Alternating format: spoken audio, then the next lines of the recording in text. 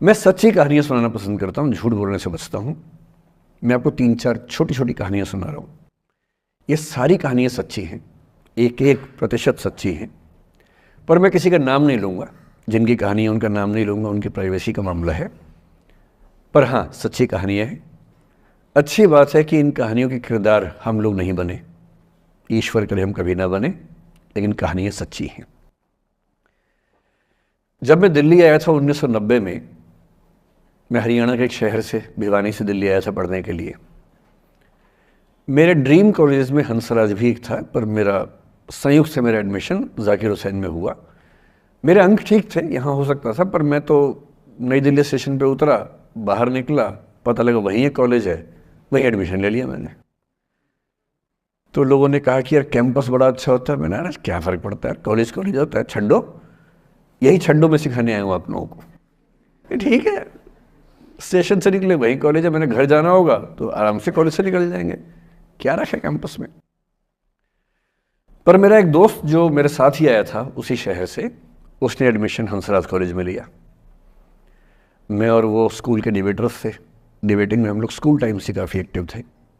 DU में आए तो यहाँ भी एक्टिव रहे। डीयू में मैंने करीब 5 साल डिबेटिंग की और मेरा ख्याल है कि लगभग 300-400 डिबेट्स मैंने जीती होंगी डीयू में, कुछ हरी भी होंगी, लेकिन मैंने खूब डिबेट, वो मेरा दरअसल दाना पानी था, रोजी रोटी मेरी वही थी कॉलेज के दिनों में। घर से पैसे मैं लेता नहीं था, मिलते भी नहीं थे, लेना क्या था, ऐसी स्थिति भी नहीं थी उस समय मेरे घर में कि मिल सके। तो डिबेटिंग मेरा रोजगार था, एम्प्लॉयमेंट था मेरा, उससे काम चल जाता था आराम से। उसका भी चल जाता था, वो हंसराज से था, मैं जाकिर हुसैन से था। हम खूब डिबेट्स में मिलते थे। अक्सर ट्रॉफी या तो हम जीतते थे या वो जीतता था, कोई भी जीते रूम पे ही आती थी, क्योंकि हम रूममेट्स थे, एक साथ ही रहते थे। वो मुझसे योग्यताओं के मामले में 21 था, बल्कि अगर वो 21 था तो मैं 15 ही रहा हूँगा या 12 रहा हूँगा, 22 या 21 तो नहीं रहा हूँगा, मुझसे बेहतर था योग्यताओं में, बड़ा अच्छा व्यक्ति था। ग्रेजुएशन के बाद मैंने एमए हिंदी साहित्य में एडमिशन लिया, जबकि बीए ऑनर्स हिस्ट्री में किया था मैंने। उसने तय किया कि वो कुछ और करेगा, प्रोफेशनल कोर्स करेगा, नौकरी करेगा, तो वो चला गया दिल्ली से। मैं दिल्ली में रहा। फिर मैं एमए के बाद तैयारी करने लगा यूपीएससी की। तब तक मैं यूजीसी जेआरएफ कर चुका था। पहला अटेम्प्ट दिया, प्रीलिम्स हो गया। मेंस मेरा 96 के मेंस की बात कर रहा हूँ, मेंस शुरू होने वाला था, 2 दिन रह गए थे। करीब 10 दिन पहले वो मेरे पास आया हुआ था दिल्ली में, मिलजुल के अच्छे से बात करके गया था। उन दिनों उसका एक प्रेम संबंध कहीं हमारी ही एक मित्र के साथ चल रहा था। हम सब दोस्त थे, तो उनमें से 2 लोगों का आपस में एक अफेयर था। मुझे नहीं पता क्या हुआ, लेकिन मेरे मेन एग्ज़ाम से 2 दिन पहले रात को 12 बजे एक फ़ोन आया और ये बताया गया कि मेरे दोस्त ने फंदा लगा के अपनी जीवन लीला समाप्त कर ली है। वो दिल्ली से दूर था कहीं, और जिस व्यक्ति के बारे में मेरी राय ये थी कि उतना जीवट वाला व्यक्ति कोई हो नहीं सकता, जो ज़िंदगी से हार सकता ही नहीं, जिसके होने से कई लोग हमेशा जीता हुआ महसूस करते हैं, वो चुपचाप एक बंद कमरे में ज़िंदगी से हार गया। मैं आज तक नहीं समझ पाया कि ऐसा कैसे हुआ। बाद में टटोला, उसके पेरेंट्स से बात हुई, भाई से बात हुई, उन्होंने उसकी याद में एक सोशल वर्क शुरू किया ताकि किसी और बच्चे को ऐसा न करना पड़े। तो जो हल्का हल्का अनुमान हुआ वो है कि शायद कुछ ऐसा था रिलेशनशिप में जो नहीं संभल पाया था, और रिश्ता टूट ना जाए इसका दबाव बहुत ज़्यादा था, और वो दबाव झेल नहीं पाया। इस उम्र में ऐसा फेज़ आता है, कई बार आता है। ये एक कहानी है, हंसराज कॉलेज से ही जुड़ी है, इसलिए मैंने सोचा कि वहीं से बात शुरू करूँ। नाम जैसा कि मैंने कहा मैं नहीं बताऊंगा, तो नाम बताने का मतलब भी नहीं। और वो जिसकी मैं कहानी सुना रहा हूँ, आप लोगों के जन्म से पहले की बात है। आप तो सब 21वीं सदी वाले बच्चे होंगे ना, जेन ज़ी होंगे आप सब लोग, तो ये तो बहुत पुरानी बात है। एक दूसरी कहानी सुनाता हूँ। मैं आपको 2-3 कहानियाँ सुनाऊंगा, फिर उन सबका सार निकाल लेंगे एक साथ हम लोग। दूसरी कहानी ये है कि जब मेरा सिलेक्शन हो गया 97 में, 96 अटेम्प्ट में पहली बार में मेरा सिलेक्शन हो गया था, मैं एक्सटेंशन लेके तैयारी कर रहा था और डीयू में मैं पढ़ा भी रहा था उस समय। तब मैं शायद डीएवी कॉलेज में था या अग्रसेन को, मैं 2 जगह पढ़ा है डीयू में, तो उनमें से किसी कॉलेज में पढ़ा रहा था उस समय में। तो उस समय एक लाइब्रेरी है कैंपस में ही, सेंट्रल रेफरेंस लाइब्रेरी, आप जानते होंगे, CRL बोलते हैं, जो विवेकानंद जी की स्टैच्यू है उसके सामने ही वो लाइब्रेरी है। उस लाइब्रेरी में नीचे सब बैठ के पढ़ते हैं और टॉप फ्लोर पे रिसर्च फ्लोर है जहाँ MPhil PhD वाले बच्चे पढ़ते हैं। मैं उस समय शायद PhD कर रहा था या MPhil खत्म हुई थी, वहीं बैठता था, पढ़ता था रोज़। कई दोस्त पढ़ते थे हम लोग वहाँ। हम सुबह 8 बजे लाइब्रेरी खुलते ही वहाँ घुसते थे, रात को 1 बजे निकलते थे लाइब्रेरी बंद होने के समय। तो वहाँ एक छत थी, छत पे छोटी सी कैंटीन थी जहाँ हम लोग जब जब बोर होते थे दिन में 3-4 बार जाके चाय पीते थे। चाय पी ली, बिस्किट खा लिया, थोड़ी गप्पे मार ली, वो सब वहाँ करते थे। तो वहाँ मेरे बहुत सारे दोस्त थे, उनमें से कई लोग अब बहुत सीनियर सिविल सर्वेंट्स हैं, कुछ लोग प्रोफेसर्स हैं DU में। 2 बच्चे थे मुझसे जूनियर, 3-4 साल जूनियर थे, बड़े प्यारे बच्चे थे। मुझे उस समय तक पढ़ाई लिखाई का शौक अच्छा खासा हो गया था, तो वो रोज़ मेरे साथ बैठते थे केवल बात करने के लिए। किसी मुद्दे पर बहस करनी है तो बहस होती थी, समझते थे। फिर मुझे पता लगा कि वो दोनों रिलेशनशिप में हैं, रिश्ते में हैं, दोनों ने शादी भी कर ली। उनकी योजना DU में पढ़ाने की थी या सिविल सर्विस की भी थी शायद, पता नहीं। मेरा इंटरेक्शन बहुत ज़्यादा उसके बाद रहा नहीं उनसे, क्योंकि मैं सर्विस में चला गया था। इतने जिज्ञासु बच्चे थे दोनों, इतने जिज्ञासु कि उनसे मिलकर तबीयत खुश हो जाती थी कि हर चीज़ जानने का मन करता था उनका, हर विषय पढ़ने का मन करता था। एकदम जीवन से भरे हुए बच्चे, आंखों में चमक ऐसे। फिर दोनों की शादी हुई तो मैं शादी में जा नहीं पाया, क्योंकि मेरा रिश्ता सिर्फ लाइब्रेरी में 1 घंटा गप मारने वाला था, उससे ज़्यादा था नहीं रिश्ता उनके साथ। फिर सुनता रहता था कि मैं सब बढ़िया चल रहे, पढ़ाई कर रहे हैं, तैयारी कर रहे हैं। इंटरकास्ट मैरिज की उन लोगों ने, खूब हंगामा हुआ, दोनों घर में तलवारें खिंच गई, किसी तरह से तलवारें संभाली गई, मैनेज हुआ, दोनों साथ रहने लगे। और फिर 3-4 साल के बाद एक दिन मैंने खबर सुनी कि उस बच्ची ने फंदा लगा के जीवन लीला समाप्त कर ली। ये बात भी दिल्ली विश्वविद्यालय की, ये उस दौर के सब लोग इस कहानी को जानते हैं। मेरे ख्याल से दोनों कहानी आपके प्रिंसिपल मैडम जानती होंगी, नहीं ध्यान कर पाएंगे तो मैं उनको जैसे नाम बोलूँगा अकेले में वो तुरंत समझ जाएंगे मैं किसकी बात कर रहा हूँ। मैं आज तक नहीं समझ पाया कि ऐसा क्या हुआ होगा। तो बाद में अनुमान जो हुआ वो ये, इंटरकास्ट मैरिज, परिवार का दबाव, समाज का दबाव, आपस के दबाव, टॉक्सिक रिलेशनशिप, अंत में उस दबाव को न झेल पाना और जीवन समाप्त कर देना, ये हुआ। ये 2 घटनाएं हैं। एक तीसरी घटना ये है कि दिल्ली में आज से 25 साल पहले घटना घटी। आप लोग तब बस पैदा हुए होंगे, घुटनों में चल रहे होंगे, या उससे 5-7 साल पहले की बात रही होगी। ये घटना दिल्ली के सब सीनियर लोग जानते हैं, जिनकी उम्र 35-40 साल है वो सब जानते हैं इस घटना को। मोबाइल फ़ोन में वीडियो नया नया आया था उस समय। अब तो आपके हर फ़ोन में वीडियो है, अब तो सामने भी है, ताकि आप वैसा वाला मुंह बना के सेल्फी खिंचवा सके। पाउट बोलते हैं ना, मैं उसको देसी भाषा में सूअर जैसा मुंह बोलता हूँ, और वैसा ही बनता भी है, क्यूट क्यूट सा सूअर जैसा मुंह बना के लोग सेल्फी खिंचवाते हैं, उसको बोलते हैं पाउट।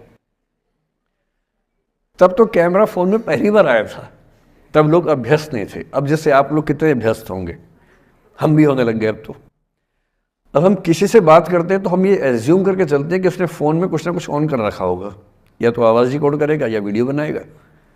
तुम कितने केयरफुल होकर बोलते हैं, कितने कॉन्शियस रहते हैं।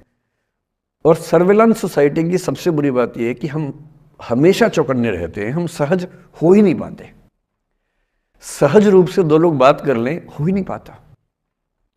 तो मैं तो अपने ऑफिस में कई बार ऐसा करता हूँ, जब हम 3-4 लोग बैठते हैं इनफॉर्मल बातचीत के लिए, हम सब अपना अपना फ़ोन कमरे के बाहर छोड़ के आ जाते हैं, फिर 2 घंटे बात करते हैं। इस भय से मुक्त होके कि कहीं कोई रिकॉर्ड तो नहीं कर रहा। ये हालत है आज की। उस ज़माने में तो फ़ोन थे। मोबाइल फ़ोन आया था भारत में लगभग 1995 के आसपास पहली बार।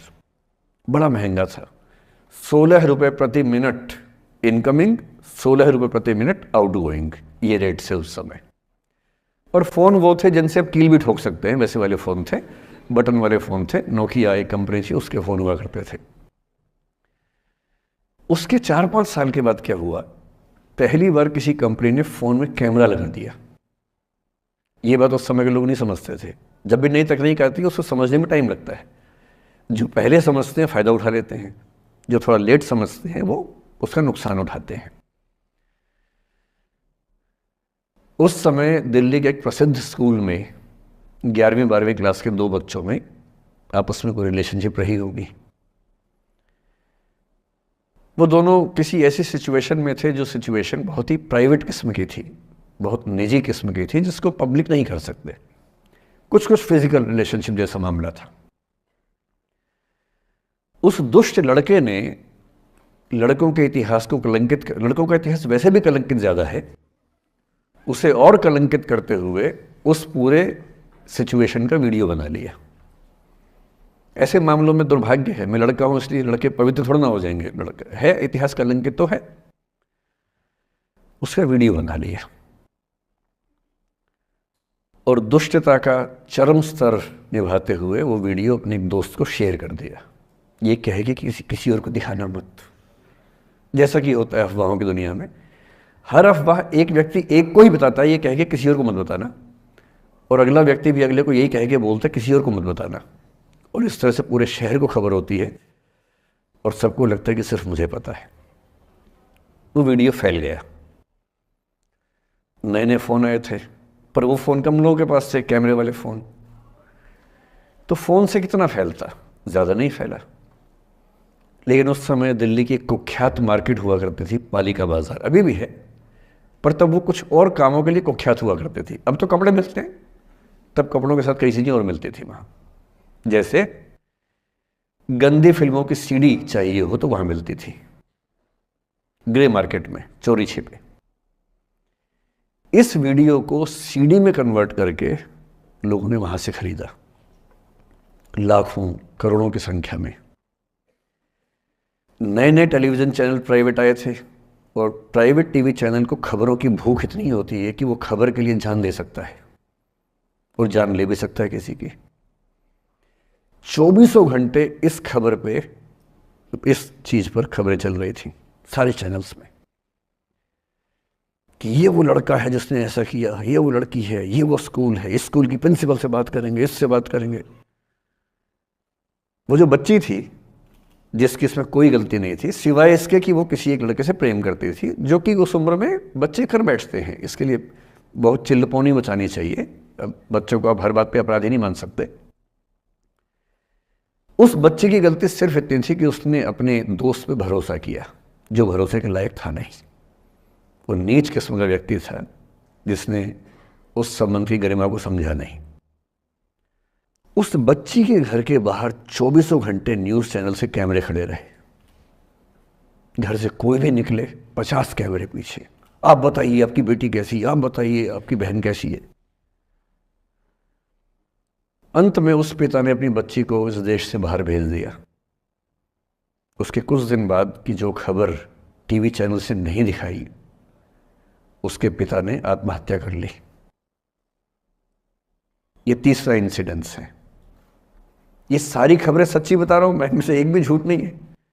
झूठी कहानियों से मोटिवेशन दिया जा सकता है, मैं जानता हूं, पर जब सच्ची कहानियां हैं तो मैं झूठ क्यों बोलूं? सारी सच्ची कहानियां बता रहा हूं मैं आपको। एक चौथी कहानी जो आप में से कई लोगों की होगी। मेरा एक स्टूडेंट है, सिविल सर्वेंट है, सीनियर लेवल पे है, करीब 40 साल का है। उसने आज तक शादी नहीं की।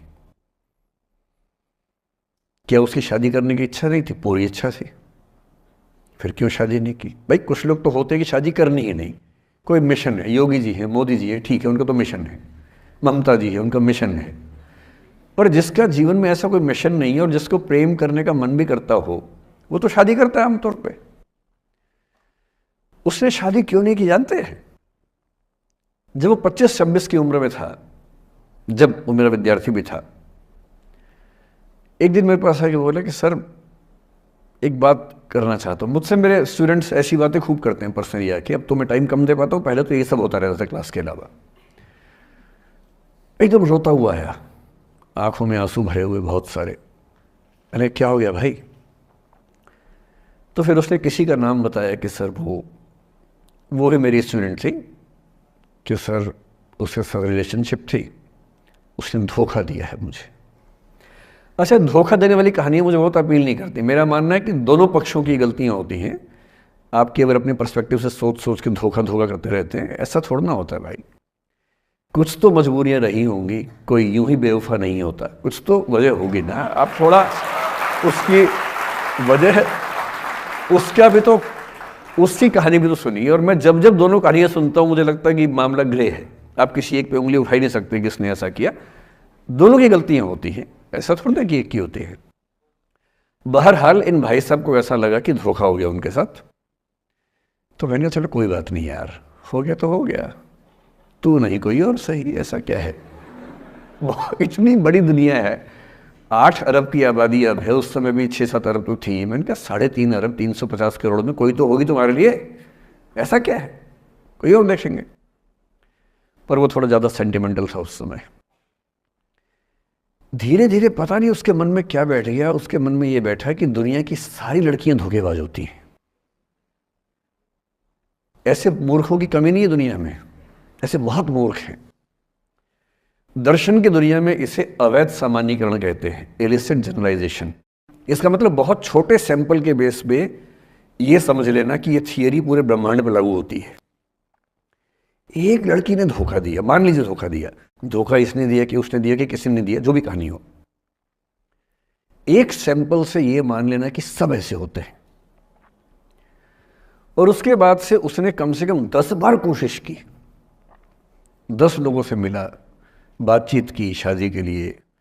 डेटिंग तो क्या करेगा 40 की उम्र में, लेकिन हाँ बातचीत करके देखा कि शायद रुचियाँ मिल जाएं, स्वभाव मिल जाए तो शादी के बारे में सोचें। हर बार 3-4-5 मीटिंग के बाद वापस हट जाता है। अब तो मैंने पूछना बंद कर दिया है। जब तक मैं पूछता था, बोलता था कि सर 3-4 मीटिंग के बाद लगता है कि ये भी वैसी ही है। मैंने कहा भूल जाओ भाई, उससे भूल जाओ, बात खत्म हो गई। उसके बच्चे घूम रहे हैं आजकल स्कूल में, अब तुम कम से कम शादी तो कर लो। वो भाई साहब आज तक अकेले हैं, और अब तो बाज़ार में मूल्य भी कम हो गया उनका, अब विकल्प भी ज़्यादा नहीं मिलते हैं। अब जो विकल्प मिल रहे हैं वहाँ उसकी रुचि और कम हो गई है। तो पूरी संभावना है कि वो जीवन अकेले ही गुजरेगा अब उसका। एक अंतिम एग्जाम्पल देके फिर मैं निष्कर्ष की तरफ बढ़ूंगा। मैं एक आईएएस ऑफिसर को जानता हूँ, 2 आईपीएस को जानता हूँ, बहुत योग्य लोग, देश के सबसे अच्छे संस्थाओं से पढ़े हुए लोग, प्रॉपर आईएएस प्रॉपर आईपीएस में नौकरी करने वाले लोग,